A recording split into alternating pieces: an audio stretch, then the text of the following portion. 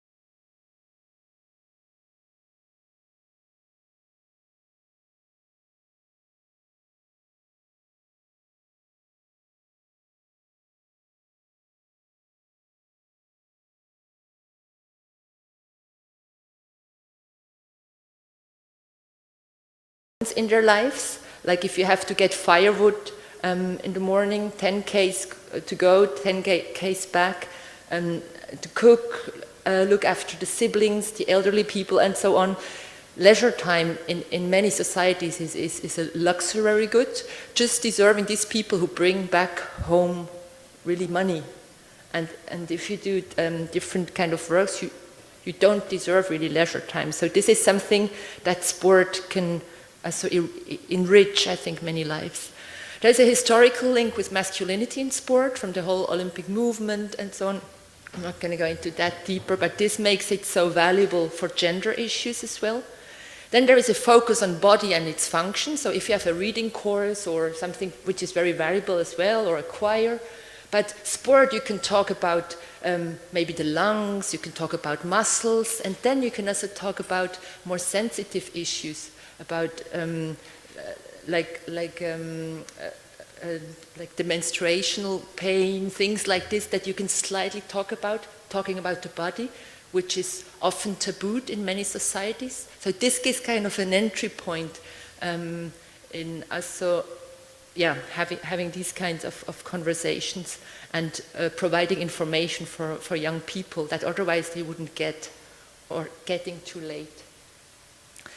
It's using public space. Again, if you read somewhere, it's like narrow somewhere in a corner, which is also, important. But sport, you need the space. It's visible, it's out there. So this is also, I think, a particularity. And you don't necessarily need to speak the same language. Or if you cannot speak, you can see development. So I take the second aspect. And like a religion or something. No, it's just a way to put it, is that I see development in two dimensions. One, like a geographic dimension as well, or the north and south, what we have regionalized locations.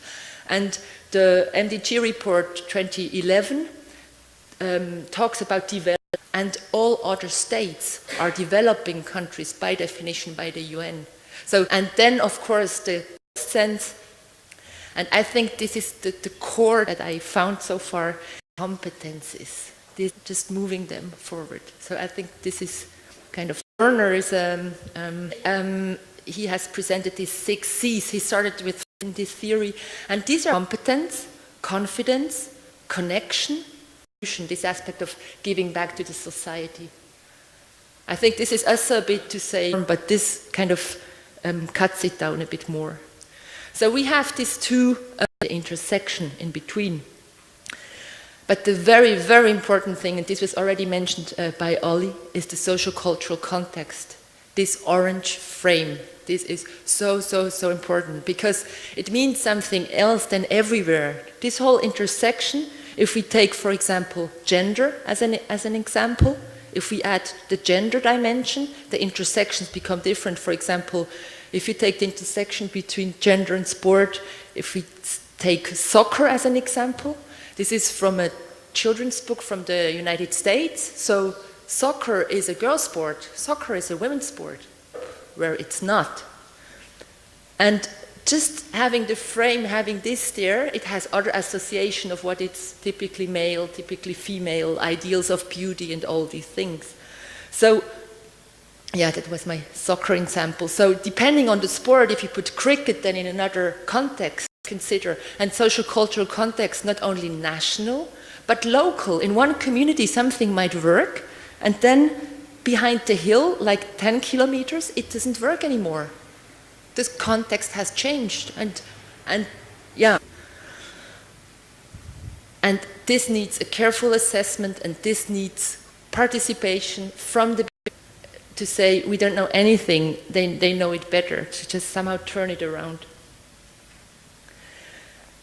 What are preconditions that change through S&D programs are possible? Inclusion and ownership of everybody involved, not to design a program for someone, but with someone, and not part by the people, by the participants. Then pedagogical reasoning, to say Adolf Oggi, as much as I appreciate him for his enthusiasm with everything, he gave speeches like, I've seen it with my own eyes, but he also said, just throw a ball and there is peace. And you're like, Yeah, so it's like, yeah, some people were then laughing at him and saying, oh, okay, like this, but okay, for some people he brought the message really across, but that we say, okay, that needs a bit to be more sophisticated. It's more also to consider pedagogical reasoning. I think this is, it's not a coincidence if change happens. So this sentence, change or development or life skills are not caught, but taught. I'm gonna say that again. The third aspect is this multi-perspective approach that basically the motive, like the motivation to do sport, is not only excellence and competition and performance. There are additional motivational elements like health. Some people want to do sports because of health reasons. Some want to have the suspense in a game. That's why they join. Some want just the community, the sense of belonging. They don't care about suspense and so on. Just to acknowledge that the motivation to participate in any activity is very broad. It's not just winning, but some people come to win, yes. And this is also that to be taken care of. It's very, very important. Or expression, to have dancing, and this is very individual. It can also change over time. Or, yeah, so this needs to be considered. The fourth precondition is this concept, how to say, to go away from these sport codes, to say, okay, soccer is 11 people and this and this and this, you need one ball. No. Just to say it's about how many balls do we have? Okay, how many people do we have? Okay, then we split it and we make it work. And it's not this right or wrong thing, but the benchmarks are, is everybody having fun? Is everybody learning something? And is everybody sweating, for example? And if we have these three things, yes, you did a good job. And not if the code and the discipline was taught absolutely correctly according to international rules. The fifth precondition is this premises of empowerment, and I think this is really, really important. First of all, empowerment is often used, some agencies even use it only for women, to refer to women empowerment, but I refer to empowerment to anybody who is deprived, marginalized for whatever reason to be empowered. So to have this a broader view than just related to women and girls or to gender topics. Then empowerment is never finished, it's ongoing. If one part of empowerment is increasing my self-esteem, for example, I'm never going to be finished. I can always improve it. But it can be my aim. It can be my aim to increase self-esteem. But so this is, empowerment is simultaneously, it's always an aim and an ongoing process by definition. And you say, oh, we did empowerment of these women, sham, and check it off the list. So yeah, I've seen that, and this is quite, then yeah, the understanding behind it is then quite strange. Then there is the resource orientation versus the deficit orientation. To say, you come to a group and you say, oh, you can't do that. Oh, you're too slow and like this.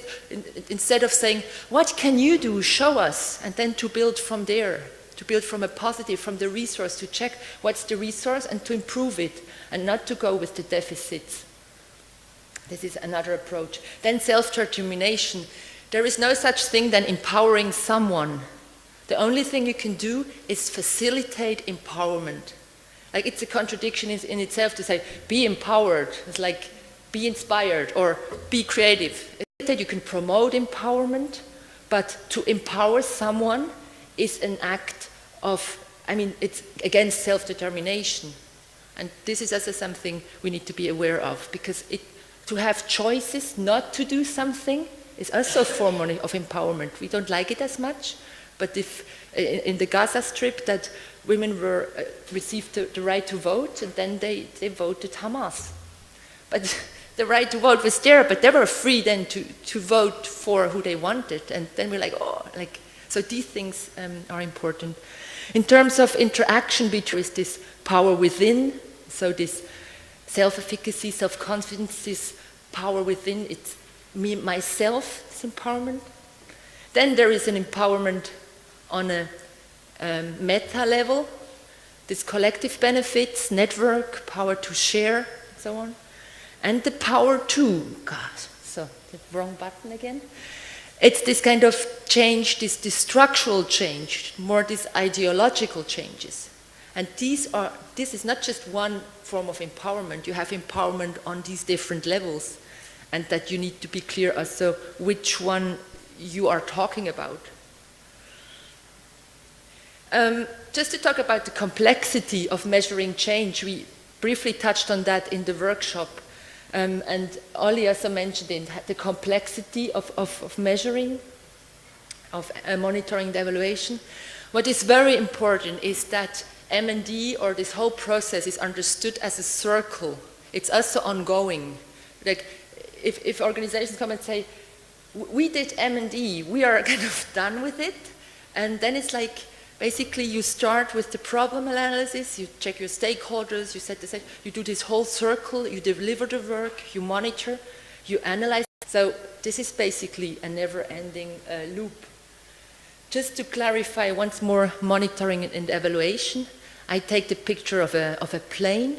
So the plane is checking on fuel, it's checking on the winds, you take point 1, point 2, and in between you can then make a strategic judgment to say, we need a bigger plane, we need more fuel, we need more passengers, whatever, something over time. So this is basically the minimal requirements to do evaluation, is to have 2 points of measurement, at least, and to repeat, to do it again and again. So in terms of problem analysis, I just checked the time. So, I would like to just introduce one tool, because we always talked about this black box. Okay, you have sport, and then something is happening. We don't know exactly what. You also mentioned it, and then so what I tried to do is to make it somehow graspable, and I introduced that briefly at the workshop on the flip chart. So I made some slides out of it. One aspect to grasp the problem would be the problem tree, so that you think, what is your focal problem? What do you want to change? This could be what you said with HIV prevalence, to say, this would be your focal problem, this is too high. The effects would be people are dying, many orphans are out there, and so on. The roots, then you go to the roots, to check what are the roots of the problem. People don't know enough, people don't have the knowledge, as you have shown. They just don't know when HIV/AIDS is transmitted and when not. The point is then, so this was my example, I already gave one. This was the problem analysis. I'm going to come back to that later on again. The second thing you need to do is the stakeholder or the context analysis, to say who is in it, who is concerned. The main stakeholders are clear, so it's your organization, the staff, and so on, coaches, volunteer, participants, everybody. These are the evident stakeholders. But you also have municipality. Sometimes the church is a stakeholder. In certain circumstances, the police is a stakeholder, or the radio channel, depending where you are. These are crucial stakeholders even. And to know, who is your stakeholder, how to identify them, it's basically anyone who has a significant interest in success or failure of your program. And this is not only to say the success people, to align them around the table, but the potential people, like if you have, for example, a setting and you have neighboring houses, and you will not, there's going to be noise. So you might talk to these people before, otherwise they might call the police because the noise is too high, or that a window is broken by a ball. So if you talk to these people before and maybe even engage and say, hey, come down and see, that's what we do. So these stakeholders, it's very, very important to identify them and to have them in the boat from the beginning. So these are stakeholder mappings we did in Zambia. And this was a stakeholder mapping in Colombia. And they identified the stakeholders, the more important, the bigger the arrow. And if it was just a one-way kind of relationship, or like both ways, and they identified the gaps where they needed to have more stakeholders, in what fields, where it was missing, and the value. So just to talk about that in organizations was very eye-opening. So going back to this list, we had the problem analysis, we did the problem tree, then the stakeholder or the context analysis.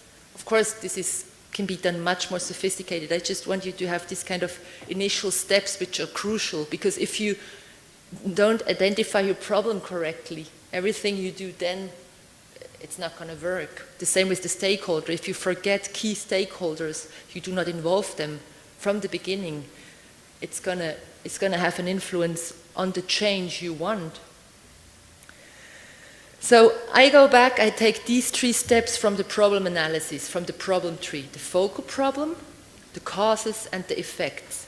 So let's stick with the example that Ollie gave, the focal problem, that we said the HIV and AIDS prevalence is too high in the country. So the causes, the causes, for example, not enough knowledge, goes into the planning of, we do classes or sensitization units about HIV and AIDS. So these are the planned activities. The focal problem refers then to this in a country or in a region, and the effects would be less people will die or less orphans in the future. It all depends on resources, of course. You cannot do everything. Like, you have the problem, you need to make choices. From the planning stage then to the implementation stage is that basically you plan activities, and these are the outputs. So this you can measure.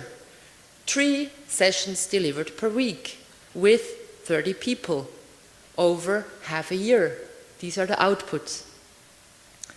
In terms of HIV and AIDS, that you can say this was that more people know about it. This could be an intermediate outcome. The point is, just knowing doesn't help. How many do really then change the behavior if you know it? Dangerous? Is this enough that you then, when it comes to it, and this is then power imbalances and so on, this whole thing, are you really, even the knowledge is not enough to then have a behavioral change on the ground? And again, smoking or drinking Coca-Cola or things is the same. We know it, but we still drink it or smoke or these things. This is what is hard to measure. And this is also the example that was given. If you then go to meet ministers and say, we reduced this prevalence from 25 to 21 due to the president of a country because she learned these democratic principles in our talking 10 years from now, and it makes it really hard to claim. But the point here is to really have somehow a structure and to talk about levels and about to have something, and then you can work on it and improve it and have, and if you are able to fill in numbers and figures there, it makes it, I think, really, really powerful. It's just one example of it. Yeah. So this is, once again, to measure change. And change, by definition, is change. I identified 3 levels. So you have the personal, individual level. So this would be everyone sitting here, but also role models. Level are organizations, institutions, sport matters, NGOs, universities, and so on. And the 3rd level would be cross-sectorial networks, alliances that go beyond, like, the health department, or just to think bigger out of the box, to have the... Just briefly, I would like to show a movie, Phil, the first one, to show the organizational, institutional level, and that agents of change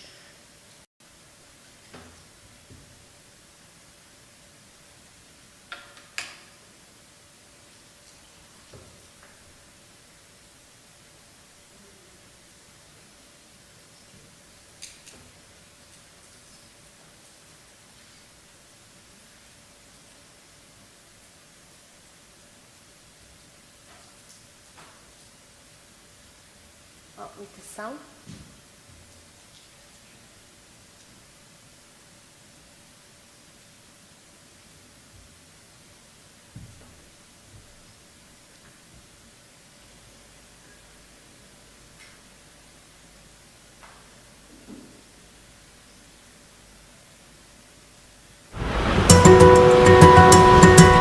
My name is Lindiwe.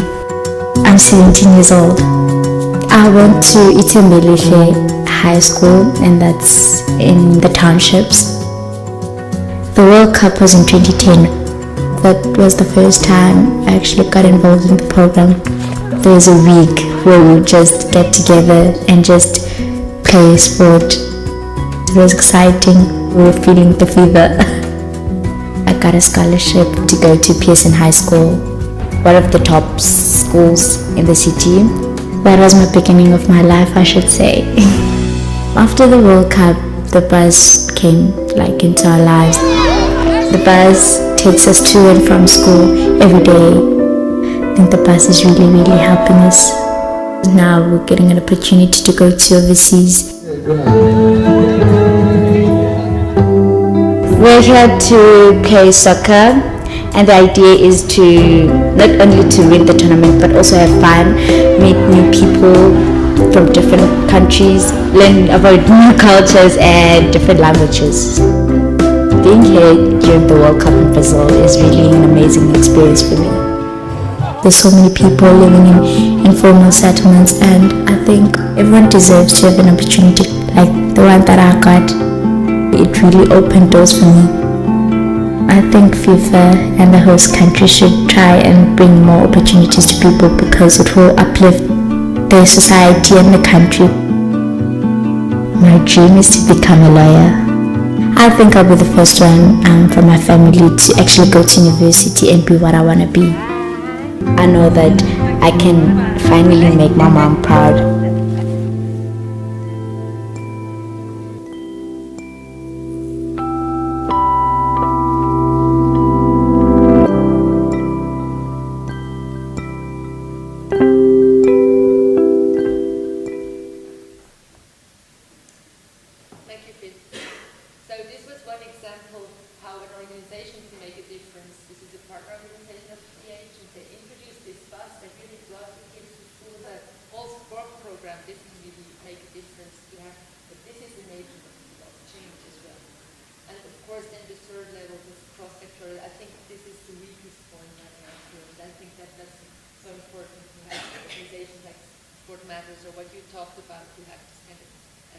At this level. I'm just going to briefly talk about agents of change or not briefly talk about, this is actually what I would like just to focus right now is to have the individual levels. And I said every person here is an agent of change. And I'm also asking, who are the agents of change? Are these the David Beckhams and the Paralympic stars? Are these agents of change? Are the agents of change community coaches, like KK in Bauleni, Zambia? Or teachers in Malawi? Or peers? Are peers agents of change? Or mothers, sisters? To somehow grasp this individual aspect and in terms of role modeling, this was from my work for my PhD. I tried to somehow put these role models all together, and I came up with this continuum according to the degree of interaction. So high interaction would be the mother or the cousin or the neighbor, and low called them mentor that you can say a type 1 sport model specific. I'm going to talk about role models later this afternoon, so I'm going to just go quickly through that. But to know that these are mothers, brothers, caregivers, and so on, teachers, staff, peer leaders, and here would be Martina Navratilova, Beckham, Pelé, Nathalie Dutoit, and so on. So just with that, you can basically put everybody there.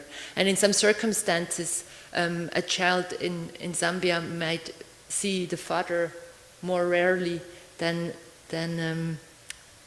the coach, because the father is working far away in the copper mines, in the copper belt regions. So this degree of interaction helps to somehow specify these. Here are some features of sport and development program which foster empowerment or development like during the daylight, that the way to get opportunities to belong, to be part of a group, that someone's like who is Sarah? She's missing, on the road. This kind of belonging that you are missing when you're not there, and that it matters if you're there or not, that someone cares. Positive social norms. This has a lot to do with values, that not everything is acceptable there, that it's clear what is acceptable and what not in terms of ethics. Support for efficacy and mattering, so that the individual can make a difference, that if you have a good idea, you can bring it up and you can influence us as something, not just participate in just tailored things that are just there to do like on a treadmill. Opportunities for skill building, so to look into a future, and also integration of family, school, and community. So these are by the National Research Council and Institute of Medicine. It's interesting that they came up with these 8 features, and they are very heavily supported in the literature, these 8. And the strongest or the most supported one is number 3, supportive relationships to foster empowerment and development. So in terms of role modeling, this is quite significant. So I have this quote from Schulman Davis: youth development happens through meaningful, reciprocal relationships with parents, friends, peers, adults, and mentors. And coaches are often called agents of change, and that coach-participant relationships are these transmission mechanisms, that's where it's happening. So when is it happening? What are quality indicators of supporting relationships? One is that there is a sense of awareness and responsibility and ethical values, that you're aware, hey, I'm responsible, I have an influence. Then that the people have the education that fits, that they have the know-how, of course, that there is consistency over time, so that people don't just come in 3 weeks or 2 months, and then they go back again, and then they say this, and the next time they say something else.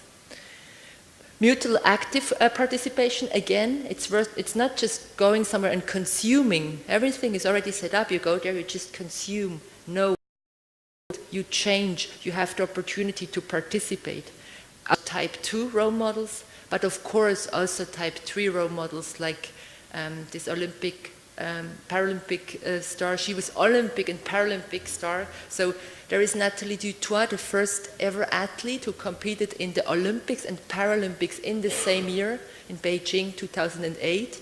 She was bearing the flag for South Africa in the Olympics, and then once about personification of, catalysts of change, but I'm going to talk to that later. But just to know that these individual agents of change can be famous, but they don't need to be famous. Sustainable change and a change framework. What I try to do here is to bring it all together. So I shed light on certain pieces, and now I want to bring it together. I already showed this pyramid of empowerment, that we know we have these different levels. I already showed the continuum of role modeling. So on the left, this would be, I think I can even, wow. So the red dot, this would be the continuum with the different types. And now the question is, what is in between? How do these agents of change, and this is now the NGOs there. You can also have alliances there to influence these levels of empowerment.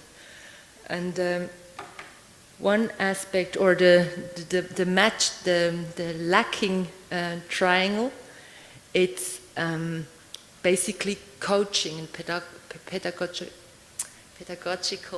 reasoning. So you have on one level just being there, okay, as a coach, you are to deliver that's it, that's what you do. Is this enough? One first step. The next step would be intentional teaching. You want to get messages across. And the third word, into real life. This is then this kind of highest thing we want to reach. If then they go to university and maybe they fail in an exam, that they say, hey, in sport, I fall down, I get up. Really do this transfer into real life. And this is basically this missing link that, again, this is now with sporting role models, but it can also be done with NGOs, with other agents of change. But just having this kind of 3 levels, and I'm also referring here to the 3 levels of measuring change. Input, output, the easy to measure and the hard to measure on the top. How do you measure transfer? If a person takes things out of sport, what you learned in sport, into your life, and then they move away, far away, how?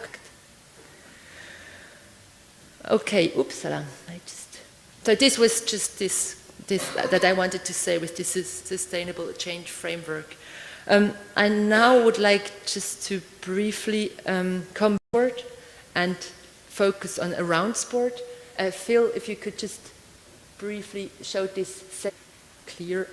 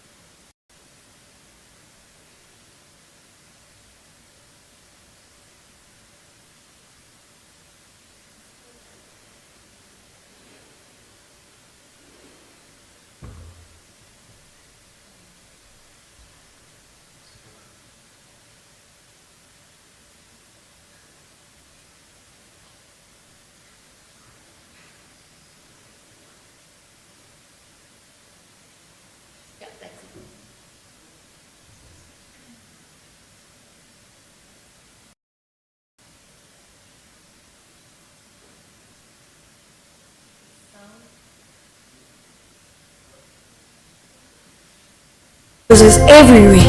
We couldn't wait for the games to start. 234 days away from the 2010 FIFA World Cup. In the middle of all the excitement, bad things started to happen to me and my family. We were forced to move to a place far away.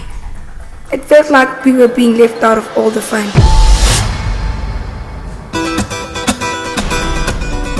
Vem aí um grande evento para o nosso país. Estamos todos empolgados. Mal podemos esperar para encontrar com nossos heróis. Mas coisas ruins estão acontecendo na nossa comunidade. Eles não estão ouvindo quando a gente diz que não quer sair das nossas casas. People think we're just kids, so they ignore us. But we know what's really happening in our own lives. Nós vamos contar nossas histórias. Vocês vão ouvir?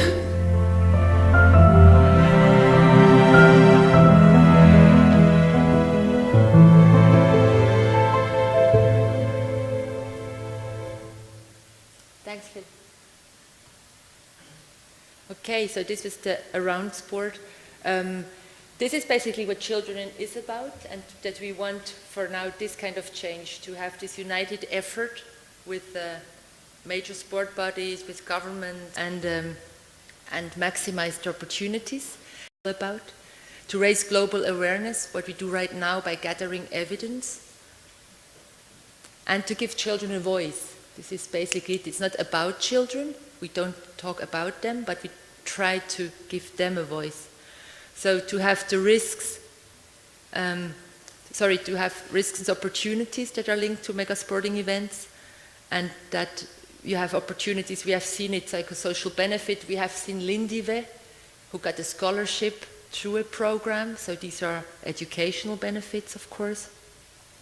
But you also have these risks like forced eviction, child trafficking, child labor, police violence, deviation of public funds.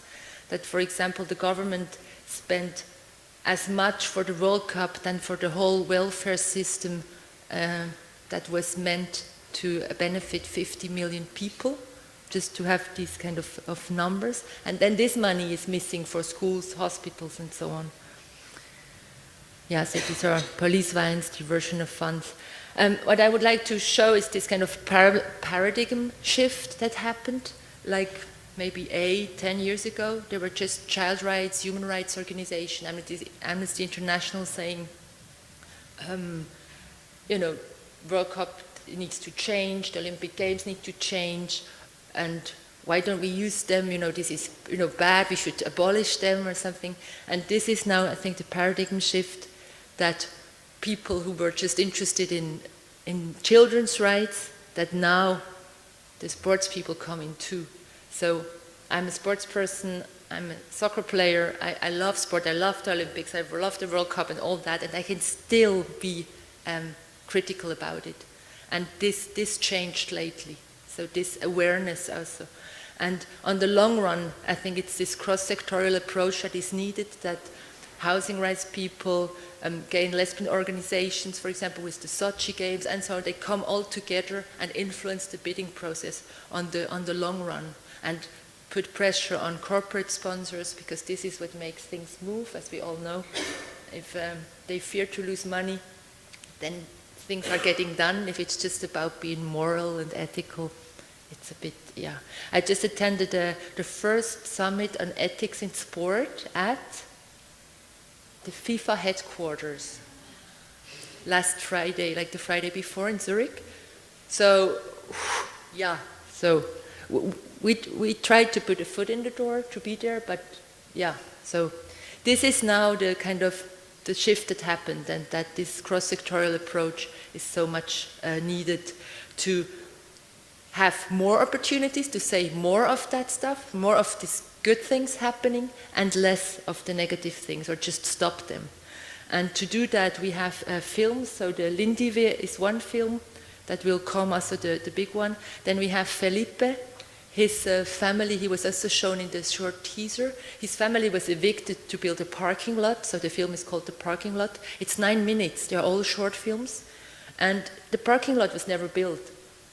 They finally did not build it. They evicted 43 families there, houses, they tore them down. They didn't touch it, they didn't finish. Gabriel's story is that when the army came to clean the favelas, he was shot in his arm by accident. There was just a soldier who, and it's not this kind of bashing thing or the whiny stories. It's just Gabriel is telling his story, what happened to him, how he was affected by mega sporting events. And Lindiwe told her story. So this is the approach you want to have. Jessica is also, this is another film, it's called The Artist. So Gabriel's story is Caught the Bullet. And these are all short films that are available on the homepage for free. This is a Creative Commons license, so you can download them on YouTube, you can show them wherever. It's free to use. We have them from 60 seconds up to 9 minutes. And at the end of novel on the whole topic, having this. But just, this is something that just really makes the point. And we're very lucky to work with Fireworks. This is a film company in South Africa. They were the filmmaker of Dear Mandela, the award-winning film.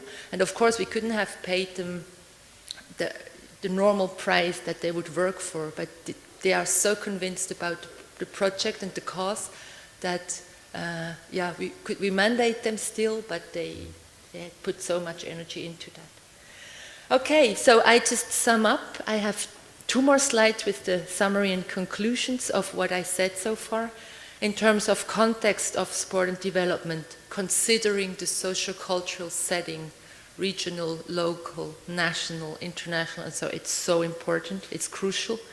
Then preconditions for change. I think the empowerment premises are really, really crucial. Then the holistic approach to have both positive effects of sport, which we all like and love and want to promote, but to also speak out openly against the negative stuff, to say, no, we don't want this, about drugs, about corruption, about evicting people, not just to see, oh, we do this good thing, we have these charities, which is all good, I'm exaggerating, but just that I think it's also on on our plate to say, no, this is really, really not what we want, because sport matters to us. And to have this vision in sport, around sport and through sport, so that this is this kind of, not to say, oh, I'm just concerned, in development through sport, or this is just my angle. I think this holistic approach is really important. Then number 4, the complexity of measuring change. I think it's really important that monitoring the evaluation, it is something that is embedded in an organization as kind of a institutional learning culture, that it's like we want to improve, we want to do better, we want to measure change, and not we have to because the donor tells us. And to just realize that this is an ongoing process. It's not that you can be done with doing M&E. This would be a contradiction if you want to have change constantly, so it needs to be an ongoing process as well. Then in terms of agents of change, in terms of role models like this individual level, consistency over time and being authentic. So what you say, you really need to do it. If you say something, don't smoke, and then you turn around and smoke cigarettes, the logical reasoning to know, okay, if I want to get a message across, I have to address it. Not just hoping that then someone will maybe get it someday. So to be really explicit about it. And then in terms of sustainability, that we have simultaneously this top-down, this is what I use, these pyramids. I think it's quite useful to have these top-down efforts, the bottom-up efforts, and initially I also include universities, research and so on, and the broader alliances. Thank you very much.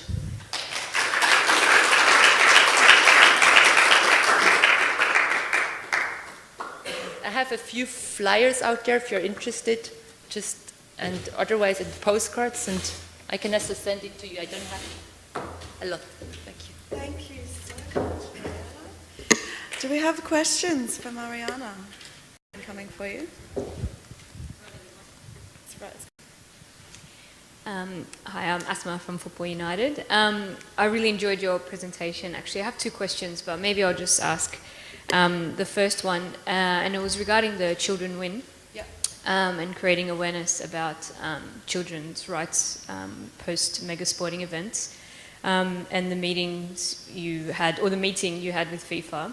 FIFA's got the Football for Hope movement in promoting social change through football.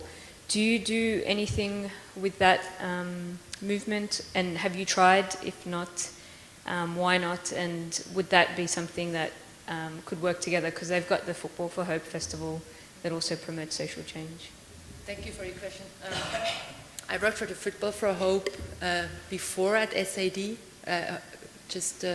supporting them to develop an M&D system, so I know that quite well.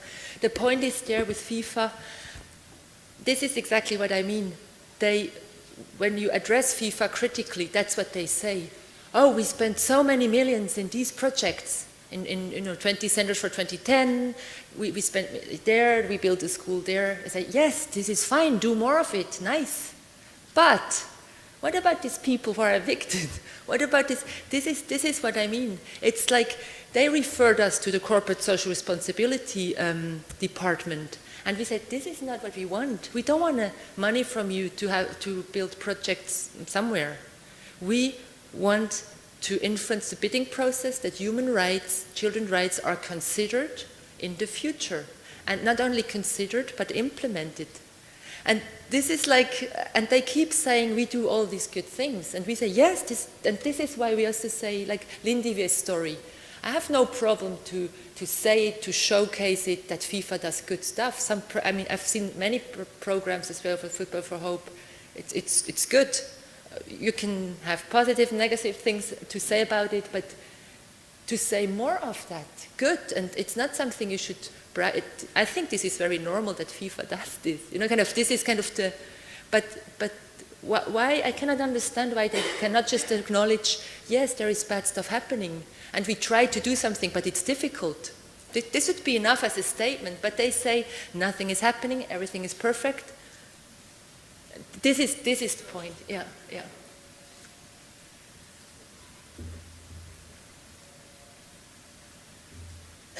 There's one more question at the back of the room, Jess. Yeah, sorry about your tea break. We were running. Okay. Hi, Marianne. I'm from Brazil, so that I was here for the World Cup, and I didn't really want to go to Brazil because only through comments on social media it already made me not want to go, because it was it just got a bad feeling of how people didn't enjoy the World Cup. I heard a lot of people say, "Oh, it was amazing." A lot of people singing, but there was so many bad comments all the time about the World Cup. And even what you showed today about the pacification of there were good things that came out of that as well. There was a lot of favelas that increased security with the pacification that started in 2008. But as I'm trying to get some hope, did you see anything good that came to the children out of the World Cup? Because joke, if the day was hot, it was because of the World Cup. Came the World Cup, oh, the World Cup. So really would like to know, and you can say there wasn't anything good, but I would like to know if there was any good programs, like you saw from South Africa, any... Yes, thank you for your question. Things, of course, you had also tournaments taking place. You had there was so much going on in terms of this, in terms of educational things. Yes, what we tried to do with the campaign to position us not this kind of the bashing aspect, and I think these are necessary. The organizations that do that constantly and are very critical, it's necessary. Yes, and then you have the other side who says everything is perfect. And we try to be in between and also to sort out what is directly linked to the World Cup and what not. If the bus drivers have low wages, and this is not linked to the World Cup, this was like this 5 years ago, 10 years ago, and if they're too low, this is an internal Brazilian problem. But they took that as a platform, and that we want to somehow, and this is also, I think this is, they asked us for a meeting to talk about the bidding process 2026. And we were like, whoa, we expected that maybe somewhere next year. But we are a bit like, okay, we want to be really careful about that and just not to be, yeah. But I think this is some things, it's happening, it's moving by us telling them not everything that is bad was linked to the World Cup and the good stuff, but they did the media coverage. This was influenced by the government. They didn't show everything. I mean, protesters were in the stadium. They did not show it on the screens. The media were briefed just to show what FIFA wanted to show, and that Blatter said in an interview lately that the World Cup wasn't disturbed by these people, the protesters, and I think these words. But there were good things happening around the World Cup. There were projects. They are still going on, and what we tried to do with TDH, we have partner organizations that work for 30 years, they will stay. Even if the World Cup moves on to Russia and Qatar and I don't know where, it's going to stay there. And I think these are positive. It's very mediatic as well. Yeah. Well, I think there's some really great points that we can all pull out of the presentations, both the presentations this morning. But for Marianne and Meier, that attribution that you're just talking about there is really important. And really analysing what the change is that you're driving for, and what level that is that drives what activities you do and how you make we're all here today. So thank you so much.